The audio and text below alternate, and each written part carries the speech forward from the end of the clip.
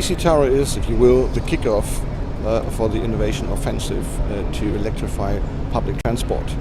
This is embedded not just in a battery concept but also within mobility systems, which is nothing else than consulting the customers to go that path and start that journey to electrify inner city transportation.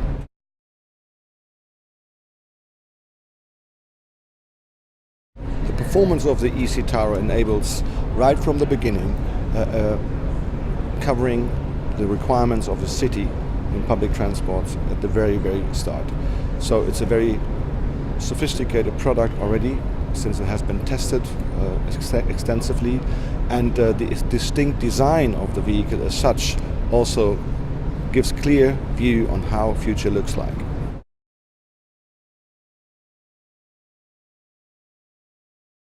With the eCitaro, we are taking a real holistic view on the total system, and that obviously includes the e-mobility service and e-mobility system as such as well, including the consulting aspect.